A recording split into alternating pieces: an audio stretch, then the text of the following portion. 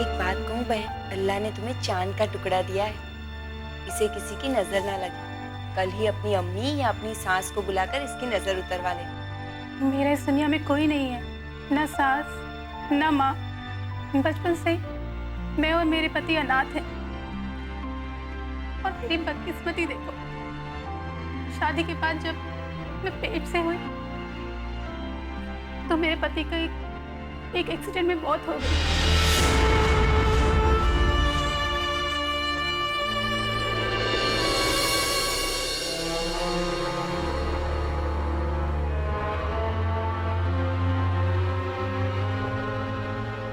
ये बच्चा कहाँ है? बच्चा कहाँ गया? मेरा बच्चा, मेरा बच्चा, मेरा बच्चा कहाँ है? मेरा बच्चा क्या हुआ? मेरा बच्चा कहाँ गया? मेरा बच्चा देखा आपने? मेरा बच्चा, मेरा बच्चा देखा आपने? यहीं यहीं सो रहा था। मेरा बच्चा नहीं मिल रहा। देखो, घबराओ मत, यहीं कहीं होगा। शायद कोई नर्स लेकर गई होगी। नर्स कैसे? नर्स, नर्स, मेरा बच्चा कहाँ गया? मेरा बच्चा नहीं मिल रहा है। आपने मेरा बच्चा देखा? कोई सुन क्यों नहीं रहा है? मेरा बच्चा नहीं मिल रहा है। मेरा बच्चा कहाँ है? मेरा बच्चा देखा होगा आपने, मेरा बच्चा नहीं मिल रहा। नर्स, नर्स, मेरा बच्चा मेरे बेड पे नहीं है। बाहर क्या कर रही है? मेरा बच्चा नहीं मिल रहा। कौन सा बच्चा? मेरा बच्चा मेरे बेड पे नहीं है। तो अपने बेड छोड़ के बाहर क्यों आई? चल अपने बेड पे चल, मैं देखती हूँ तुम्हारा बच्चा। चलो चलो, चल बैठ। मेरा बच्चा लेकर आओ पहले। मेरा ठीक है, यहाँ इतने सारे बच्चे हैं, तेरे बच्चे का कुछ नहीं हुआ है, मैं देख रही हूँ। मैंने बोला ना चुप हो जाओ। देखती हूँ दूसरी नर्स ले गई है, वो भी पता करती हूँ और डॉक्टर को भी बताती हूँ।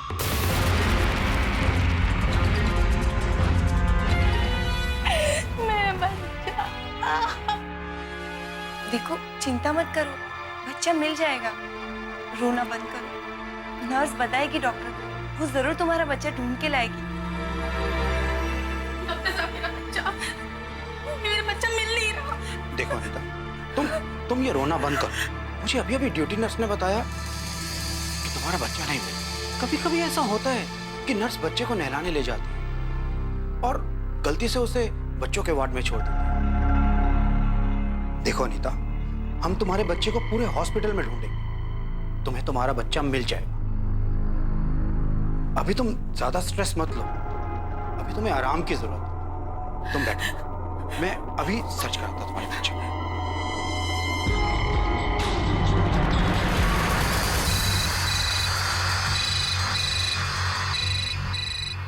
हेलो। Hello major Rathore. क्या बोल रहा हूँ, बताइए। मुझे आपकी मदद की बहुत सख्त जरूरत है, काफी सेंसिटिव मामला है। ये बोलिए, क्या काम है? दरअसल बात यह है कि मेरे अस्पताल से एक नवजात बच्चा चोरी हो गया। देखिए, मैं जानता हूं कि ये काम आपके लेवल का नहीं, लेकिन मुझे आपकी मदद की बहुत सख्त जरूरत है, क्योंकि जिस औरत का ये बच्चा चोरी हुआ, उसको शादी के 7-8 साल बाद ये बच्चा पैदा हुआ और अब उसका पति भी इस दुनिया में है। इससे पहले जब उसे बच्चा नहीं हुआ तो उसने आत्महत्या करने की कोशिश भी की थी। अगर आप हमारी मदद करेंगे और उसे उसका बच्चा मिल गया तो एक साथ दो जानें बच जाएंगी, वरना वो औरत भी अपने बच्चे के गम में अपनी जान दे देगी। ये नहीं डॉक्टर साहब, हमारे लिए कोई भी काम छोटा या बड़ा नहीं होता। हम जरूर आपकी मदद करेंगे। थैंक यू ऑफिसर, हमें आपसे यही उम्मीद थी।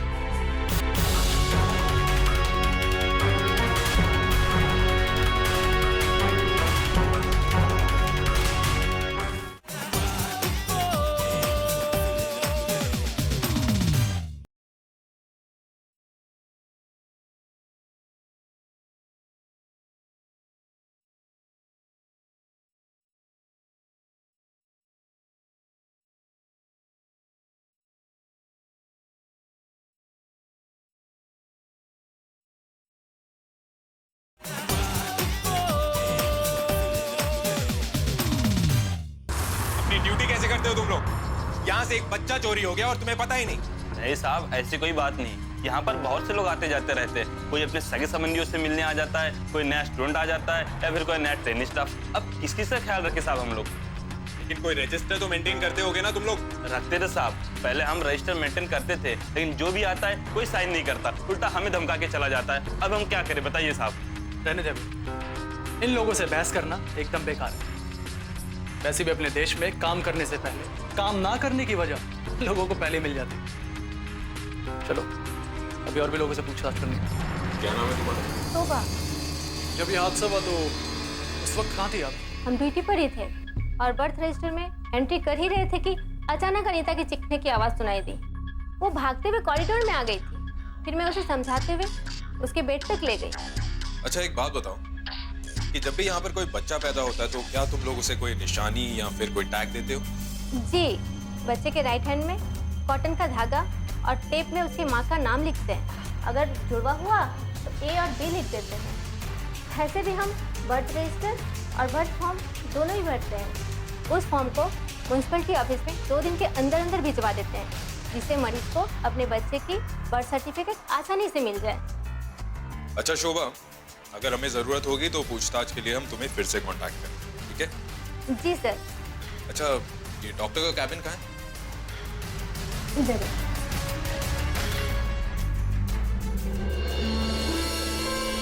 मेरे करियर में आज तक ऐसा, आज पहली बार हमारे इस हॉस्पिटल से एक बच्चा चोरी। मेरी तो समझ में नहीं आ रहा कि हम लोग क्या करें, और इसीलिए मैंने आप लोगों को यहाँ बुलाया। डॉक्टर साहब हमें अनीता से कुछ पूछताछ करनी है, क्या आप उसे यहाँ बुला देंगे? जी।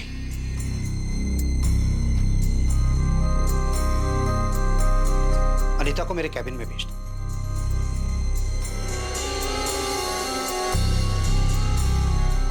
अनीता, ये कमांड फोर्स से आए, ये तुमसे जो भी पूछे इन्हें बता दो, इससे तुम्हारे बच्चे को ढूंढने में इन्हें मदद मिले। एक बात बताओ अनीता, क्या तुम्हें किसी के ऊपर शक है जो तुम्हारा बच्चा चोरी कर सकता है? नहीं, तुम्हारा या तुम्हारे पति का किसी के साथ कोई झगड़ा या दुश्मनी? मेरी किसी से कोई दुश्मनी नहीं है। मेरे पति तो इस दुनिया में ही नहीं है।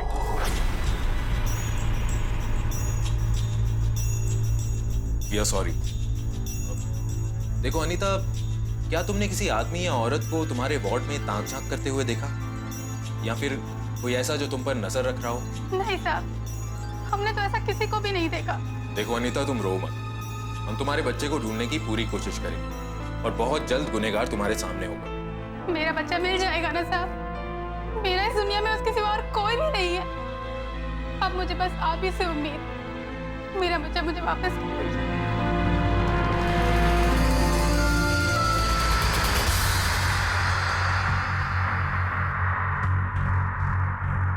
अभी आज तक हमने कई खतरनाक और शातिर मुजरिमों से टक्कर दी, लेकिन ये केस कुछ अलग है। या ना कोई खतरनाक शातिर मुजरिम या तो कोई बड़ा आदमी मौत, लेकिन फिर भी केस उतना ही उलझा हुआ। सिर्फ हमने अनीता से पूछताछ की, उसको किसी पर शक नहीं है और ना ही उसकी किसी के साथ दुश्मनी। और रही बात उसके परिवार या पति की, तो उस बेचारी का तो इस दुनिया में अब कोई रहा ही नहीं। अभी अगर मान भी लिया जाए कि अनीता की किसी के साथ दुश्मनी थी, तो फिर भी अनीता की डिलीवरी के सिर्फ 4 या 5 घंटे में ही बच्चे की चोरी हो गई है। दुश्मन को यह पता तो चलना चाहिए कि अनीता को बच्चा पैदा हुआ है। चीफ, ऐसा नहीं हो सकता कि स्टाफ के किसी मेंबर ने? नहीं कर, देखो क्या, इस हॉस्पिटल का सारा स्टाफ काफी साल पुराना है, और अगर उस हॉस्पिटल के स्टाफ में से कोई भी आदमी बच्चों के व्यापार में जुड़ा हुआ होता तो ऐसी घटना बरसों पहले हो जाती। और अगर स्टाफ में से कोई आदमी बच्चों का चोर है, तो ऐसे बच्चे को क्यों चुराएगा जो 7 साल बाद पैदा हुआ लड़का, जिस बच्चे की चोरी को लेकर उसके माँ बाप हंगामा खड़ा कर सकते हैं। मेडिकल टर्म में वो ऐसा बच्चा हो जिसे प्रेशियस चाइल्ड कहते हैं। वैसे ही कोई बच्चे को चुराएगा जिस बच्चे की उसके माँ बाप को जरूरत न हो, unwanted child. You're right, chief. तो आप क्या करें चीफ? यार तुम जाकर ये चेक करो कि डॉक्टर पंडित ने उनके सारे पेशेंट्स के नाम, कांटेक्ट नंबर और एड्रेस हमें मेल किए यार। और ये भी पता करो कि उस एरिया के सारे अस्पताल में 12 अप्रैल को कितने बच्चे पैदा हुए थे? Yes chief.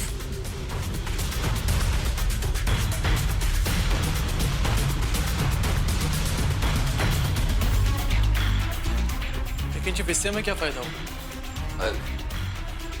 जब बच्चा पैदा होता है तो 2 जगह पर उसका नाम दर्ज किया जाता है। एक तो उस हॉस्पिटल में जहां वो बच्चा पैदा हुआ है, और दूसरा उस एरिया के म्युनिसिपल लिस्ट में। और ऐसा करना हर हॉस्पिटल के लिए कानूनन जरूरी है, और इस प्रोसीजर को बर्थ रजिस्ट्रेशन कहते हैं। लेकिन चीफ इससे हमें क्या फायदा?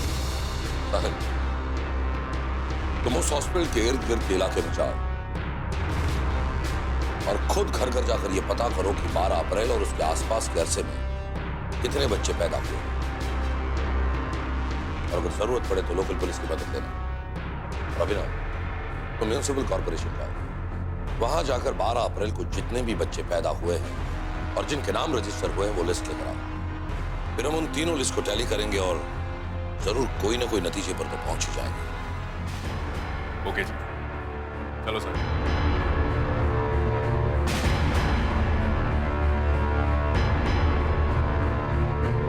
चीफ, डॉक्टर ने वो मेल भेज दिया जिसमें हॉस्पिटल में एडमिट हुए सारे पेशेंट्स के नाम और कॉन्टैक्ट नंबर्स हैं, और कुछ ही घंटों में हमें बाकी सारे हॉस्पिटल से इंफॉर्मेशन भी मिल जाएंगे।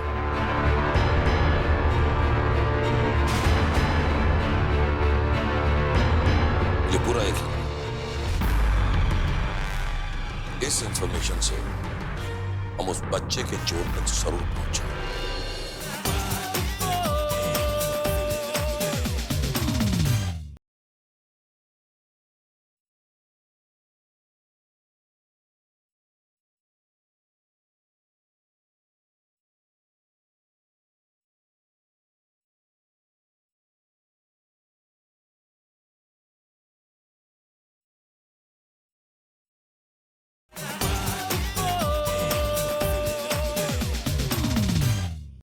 देखिए, 12 अप्रैल को जो भी बच्चे आपके एरिया में पैदा हुए हैं, उनकी एप्लीकेशन तो आपके पास आई होंगी, चाहे वो गवर्नमेंट हॉस्पिटल से आई हो या फिर प्राइवेट हॉस्पिटल से।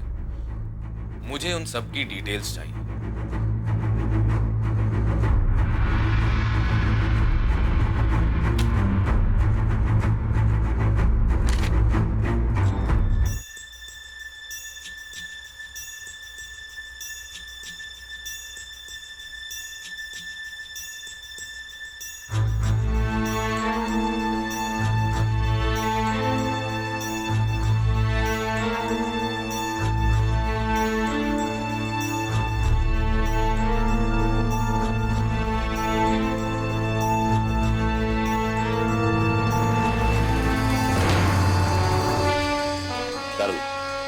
अभिनव और साहिल ने जो बच्चों के नाम की लिस्ट दी है उसे कंप्यूटर में फिट कर दिया।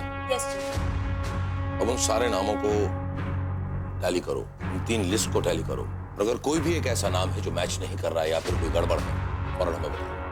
Yes chief.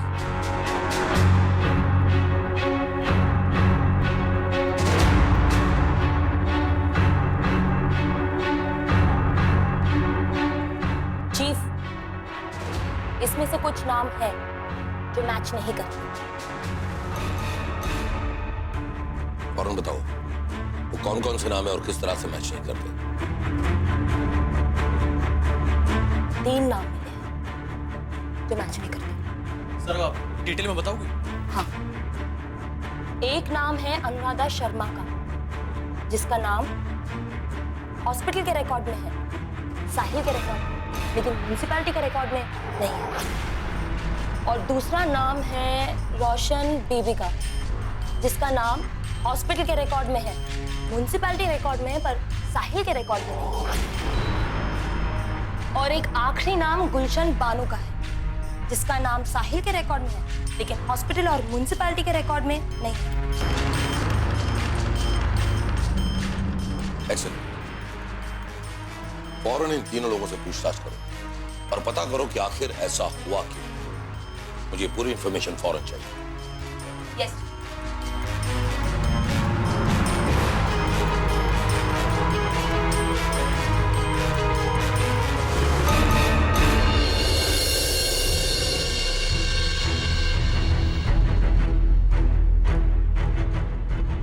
आई होप कि मैंने जो इन्फॉर्मेशन मंगवाई थी वो आ चुकी होगी।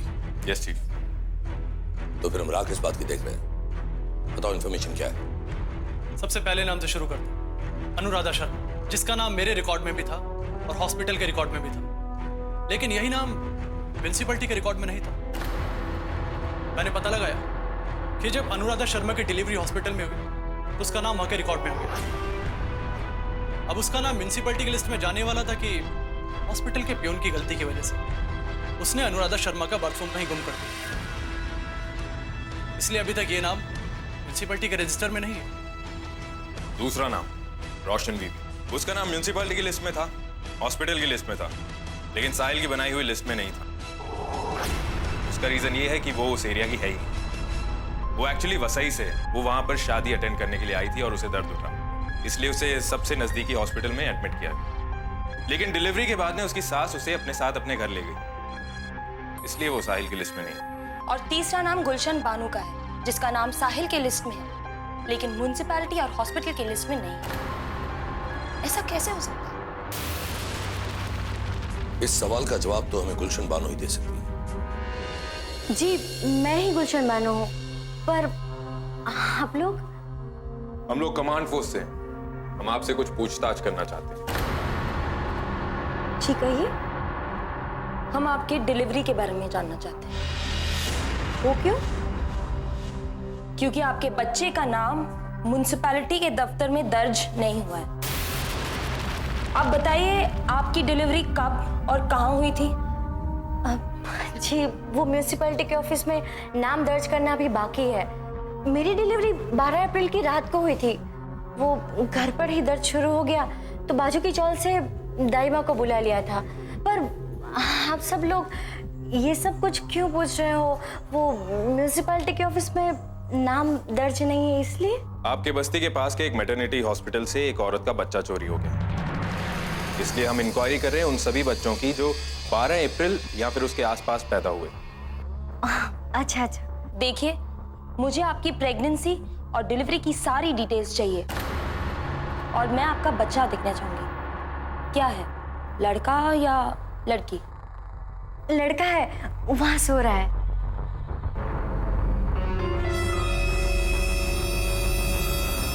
अच्छा, वो दाई कहाँ रहती है? दरअसल वो दाई मेरी फूफी है, बाजू की चौल में ही रहती है।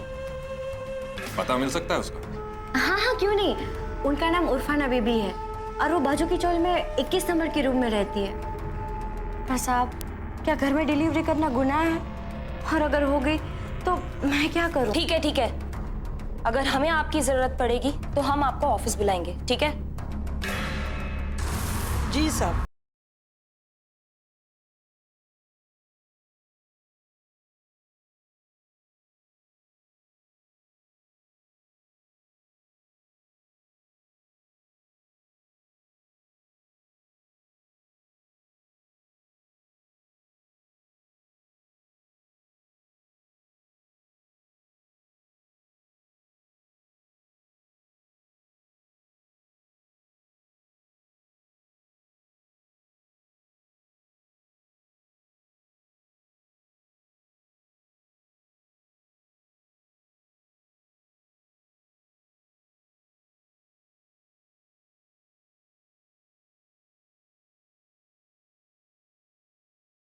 किया साहब।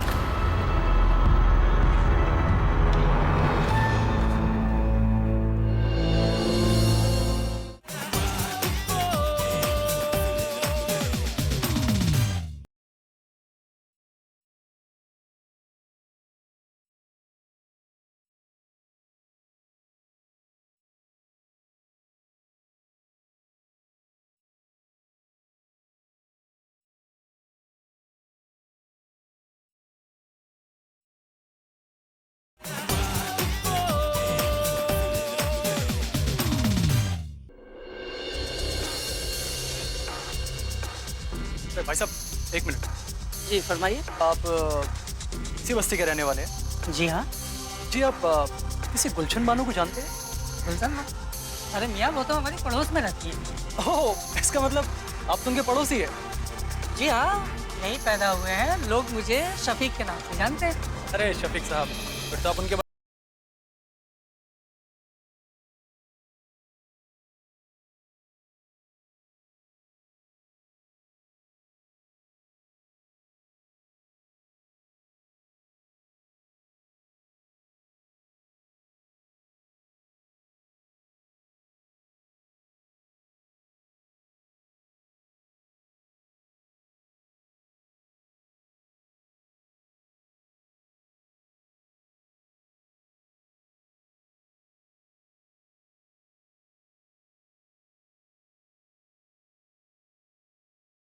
कोई झगड़े हो गए। अरे मनुष्मी, तू मेरी बहन की बेटी है, इसलिए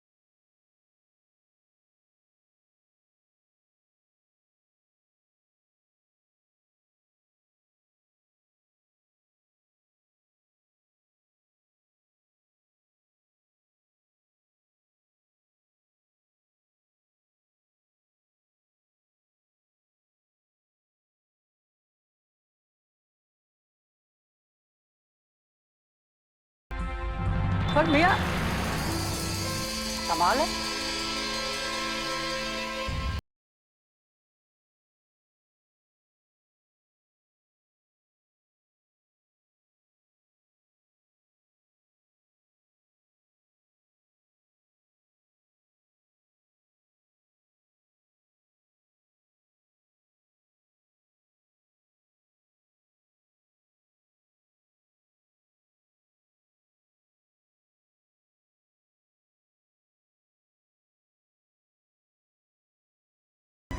मुझे लगता है कि ये सारे सवालों के जवाब हमें सिर्फ गुलशन बानो ही दे सकती है। बुलाओ उसे। क्या बात है साहब, आप सब लोगों ने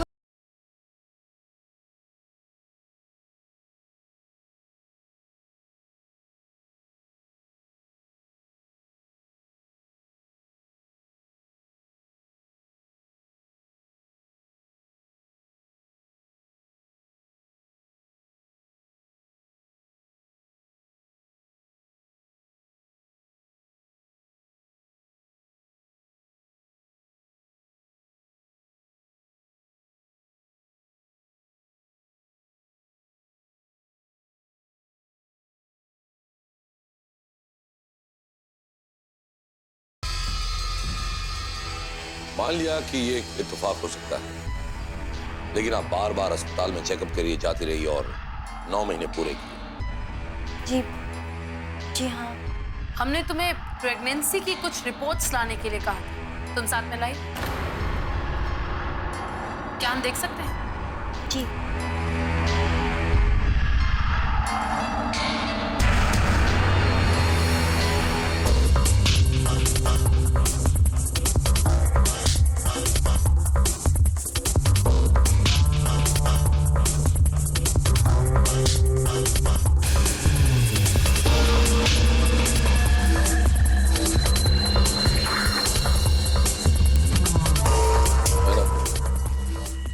गुलशन बानो को अपने कैबिन में लेकर जाओ और बाकी की पूछताछ करो। आइए।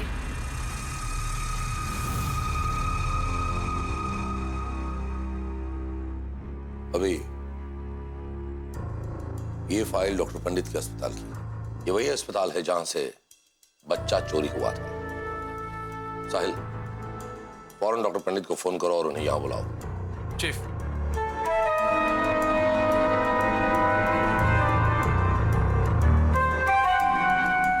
हेलो डॉक्टर पंडित।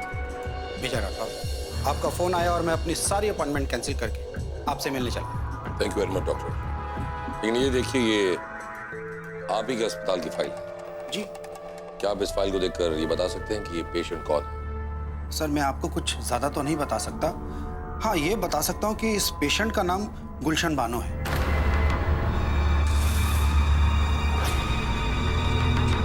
डॉक्टर साहब, क्या आप इस गुलबानो को देखकर पहचान पाएंगे? सर मैं कोशिश करूँगा। गुड। साहिल, चीफ,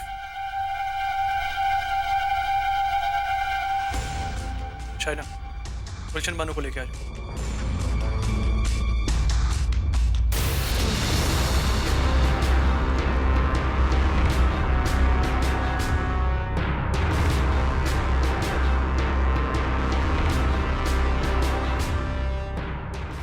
डॉक्टर आप कैसे हैं? तुम डॉक्टर पंडित को देख के इतना चौंक क्यों हुए? वो मेरी ट्रीटमेंट इनके पास चल रही थी, पर डिलीवरी इनकी हॉस्पिटल में नहीं हुई, इसलिए इनके सामने आने में हिचकिचाहट हो रही थी। मुझे ऐसा लगता है कि मैंने इन्हें कहीं देखा है, लेकिन इनका चेकअप किया है मुझे ऐसा याद नहीं है। अरे आप भूल गए? आप ही ने तो मेरी फाइल बनाई थी, आप ही ने तो मेरा नाम लिखा था।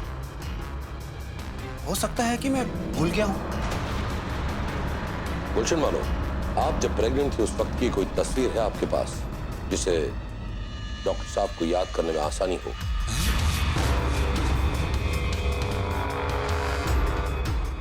हाँ, मेरे पास एक फोटो है। मेरी फ्रेंड की शादी में मैं गई थी, तब मैं प्रेग्नेंट थी। मैं दिखाती हूँ आपको। वो खुद देख लेंगे।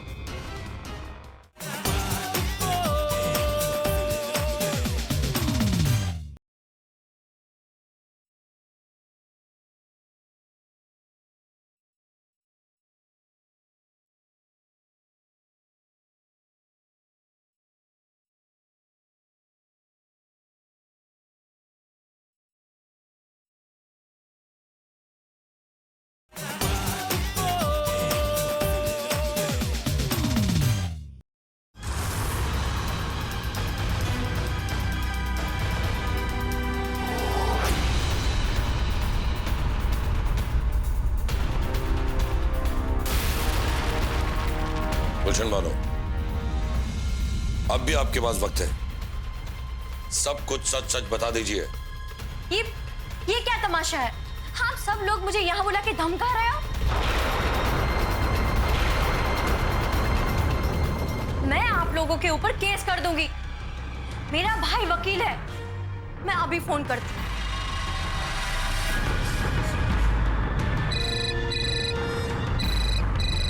Hello,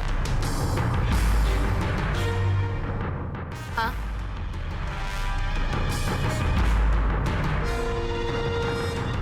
thank you so much. Chief, मैंने अनीता के बच्चे के ब्लड सैंपल को जो डिलीवरी के तुरंत बाद लिया गया था, गुलशन बानो के बच्चे के सलाइवा के साथ मैच करने के लिए भेज दिया। दोनों का डीएनए सेम है, वो दोनों बच्चे एक ही हैं।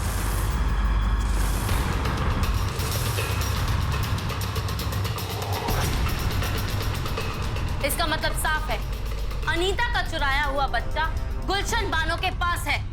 क्यों गुलशन बानो जी? ये सब कुछ आप क्या कह रही हैं? और आपने मेरे बच्चे का सलाइवा लिया कब? हम जब तुम्हारे घर आए थे, मैंने तुम्हारे बच्चे को देखने की बात की थी, तब।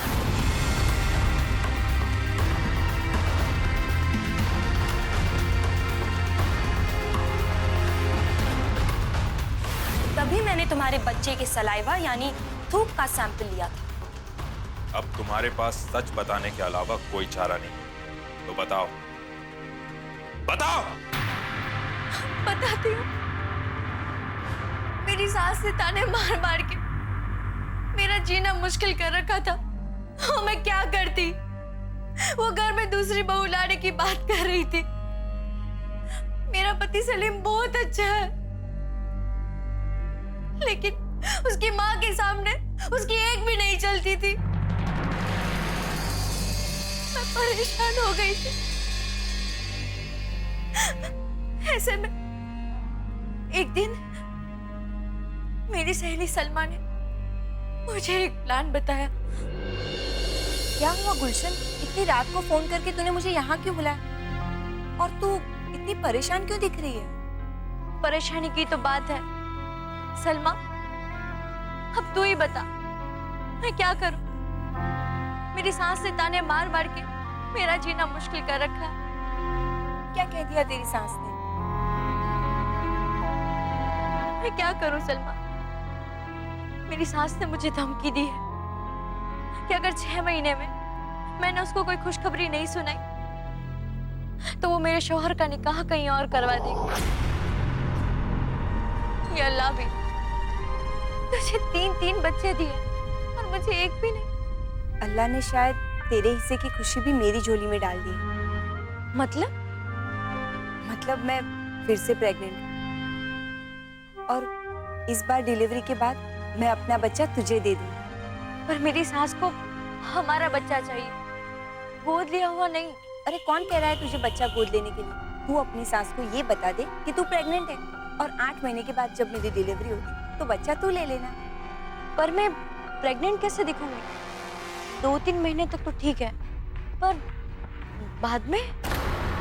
देख 2-3 महीने तो संभाल ले, बाकी मेरा भाई है ना, वो तुझे अच्छे से प्रेग्नेंट बना दे। या अल्लाह, ये क्या बोल रही है तू? अरे तुझे पता है ना, मेरा भाई मेकअप आर्टिस्ट है, वो तुझे ऐसा मेकअप करेगा कि तू हूबहू प्रेग्नेंट दिखे। अरे फिल्में नहीं देखती क्या तू? और वो तुझे ये भी सिखा देगा कि पेट पर पैर कैसे बांधते और तू प्रेग्नेंट कैसे दिखेगी। समझी? सब कुछ अच्छे से हो जाएगी, लेकिन हाँ एक बात का ध्यान रख, ये बात सिर्फ तेरे हस्बैंड, मेरे हस्बैंड को ही पता लगनी चाहिए और किसी को नहीं, समझी? पर मेरी सास हॉस्पिटल जाने के लिए मेरे साथ आएगी तो डॉक्टर तो उसे सब कुछ बता देगा ना? कोई बात नहीं, मैं तेरी सास को समझा दूंगी, आप तकलीफ मत लीजिए। मैं भी प्रेग्नेंट हूँ तो हम दोनों साथ में ही जाया करेंगे, दोनों सहेलियाँ। और वैसे भी मेरे हस्बैंड तो रिक्शा चलाते, तो हम दोनों को ले जाया करेंगे। फिर क्या, मैं हॉस्पिटल में चेकअप कराऊंगी और फाइल तेरे नाम से बनेगी, समझी? पर डॉक्टर को पता चल गया तो? उनको कैसे पता चलेगा? और वो लोग थोड़ी ना राशन कार्ड मांगते, अब उनको क्या फर्क पड़ता है कि मैं सलमा हूँ या गुलशन? देख सलमा, मैं थोड़ा सोच के बताती हूँ। देख गुलशन, ये आखिरी मौका है और तेरी मदद सिर्फ मैं ही कर सकती, मेरे सिवाय तेरी और कोई मदद नहीं करेगा, समझी? तेरे पास सिर्फ 6 ही महीने हैं और मैं भी तो प्रेग्नेंट हूँ। जो भी तुझे करना है अभी के अभी बोल।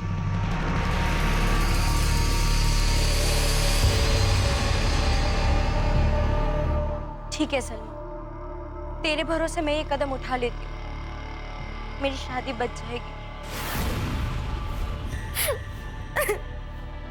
बस इस तरह मैंने प्रेग्नेंट होने का नाटक किया। मेरे पति ने भी मेरा साथ दिया। हर रोज मुझे ताने मारने वाली मेरी सास मेरा ख्याल रखने लगी, मेरी हर ख्वाहिश पूरी करने लगी। मुझे भी सब कुछ बहुत अच्छा लगता था।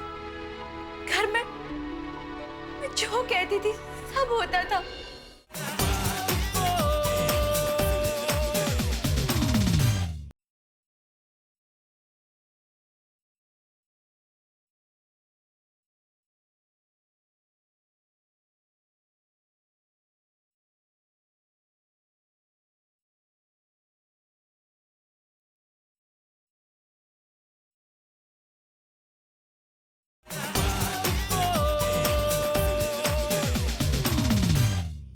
जो कहती थी सब होता था।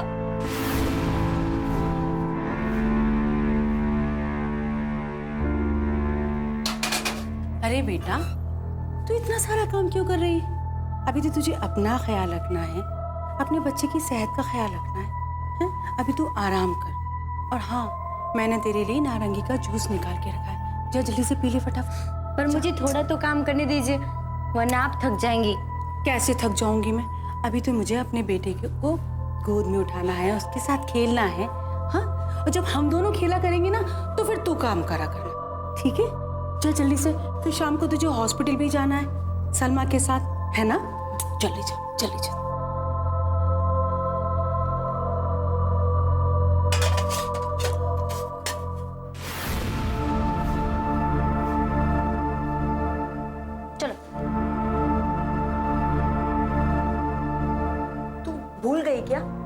ऐसे कैसे चल रही है? तू प्रेग्नेंट है?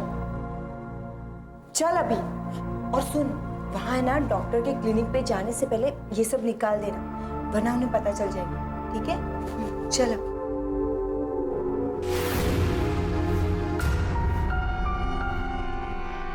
अरे आओ आओ गुलबानो, कहो कैसे आना हुआ? बस रूटीन चेकअप कराना। ओह ठीक है, आओ।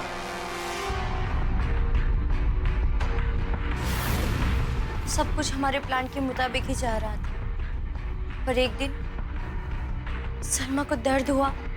उस दिन मैंने भी अपनी सास को फोन करके बता दिया कि मैं कुछ ही समय में उनको खुशखबरी दे दूंगी।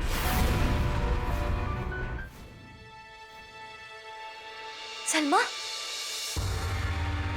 सलमा, सलमा कैसी है तू?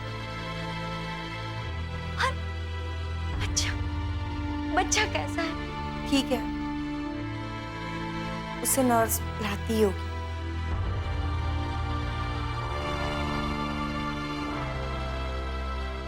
ये लो तुम्हारा बच्चा।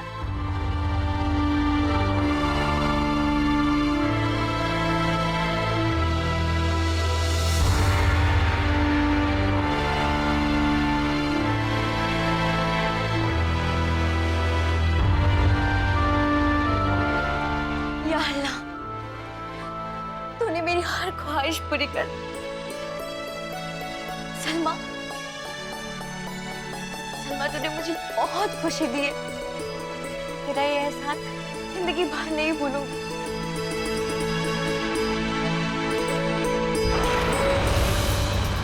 हाथ मत लगाओ मेरे बच्चे को। सलमा, सलमा, ये तो क्या कह रही है? तूने ही तो कहा था कि तेरा बच्चा मेरा होगा। देख, देख, तू ऐसा मत कर। तू ऐसा करेगी तो मेरा क्या होगा? तू ऐसा नहीं कर सकती। मैं अपनी सास को क्या मुंह दिखाऊंगी? मुझे पता चलेगा तो मुझे घर से निकाल देगी। हाँ, मैंने तुझसे कहा था कि ये बच्चा मैं तुझे दे दूं, लेकिन मुझे लगा था कि ये लड़की होगी, क्योंकि मेरी माँ को 4 लड़कियों के बाद एक बेटा पैदा हुआ था और मेरी बहन को भी, तो मुझे लगा कि मुझे भी चौथी बेटी होगी, लेकिन बेटा हुआ। 3 बेटियों के बाद बेटा, ऐसे कैसे मैं ये बच्चा तुझे दे दूं? बोल। सलमा, ये तू क्या कह रही है? बेटी हो या बेटा, मुझे कोई फर्क नहीं पड़ता। और तू भी तो एक बेटी है ना। ये तू क्या बोल रही है? देख, 9 महीने तक मैंने ये नाटक किया है कि मैं प्रेग्नेंट हूँ। मैं दुनिया को क्या मुंह दिखाऊंगी? तुम मेरे साथ ऐसा नहीं कर सकती। देख, फाइल में भी मेरा नाम लिखा हुआ है ना? बस बस, अब मुझे मत सिखा। वो फाइल तू लेकर जा और मैं नर्स को बोल दूंगी कि मैंने मायके का नाम लिखा दिया था, उसमें सलमा कर दी, समझी? और एक बात कान खोलकर सुन, आज के बाद मेरे बच्चे को नजर उठाकर मत दे, समझी? मेरा बच्चा मैं तुझे नहीं दूंगी। चली जा यहाँ से, मैंने कहा ना, चली जा यहाँ से। बस बस सलमा, बस।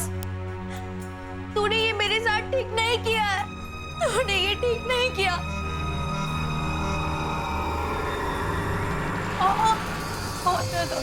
बस।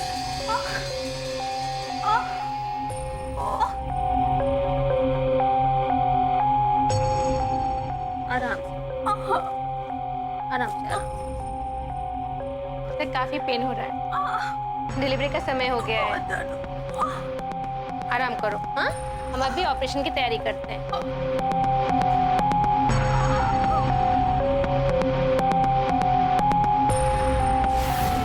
जब सलमा ने मुझे अपना बच्चा देने से इनकार कर दिया, तब मैं नाउम्मीद हो गई।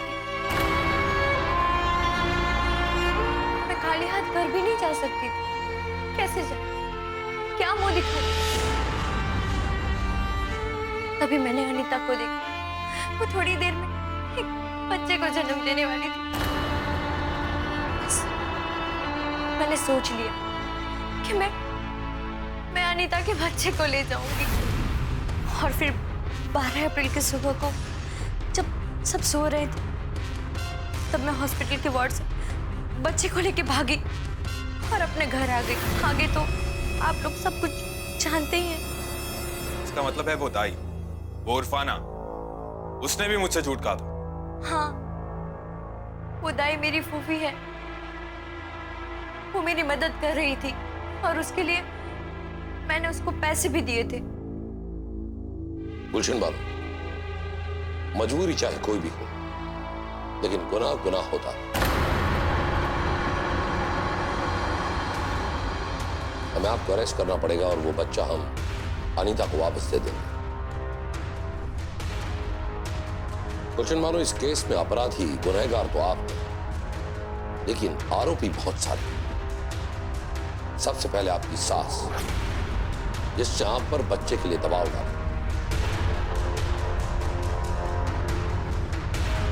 दूसरी वो आपकी दोस्त सलमा, जिससे आपको झूठ की राह पर चलने के लिए उकसाया और फिर उससे खुद अपना वादा झुठला दिया।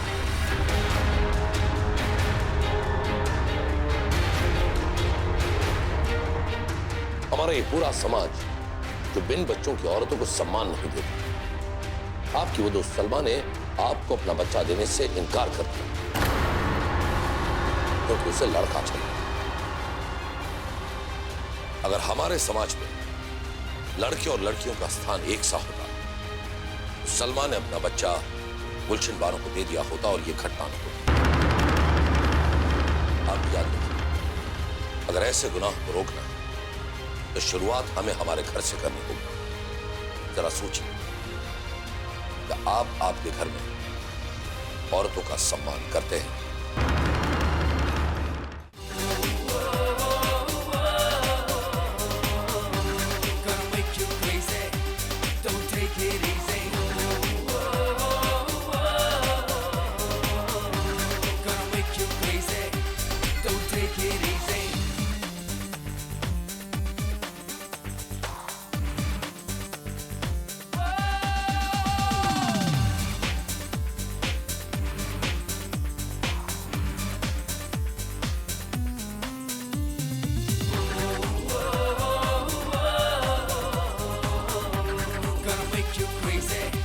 Don't take it easy.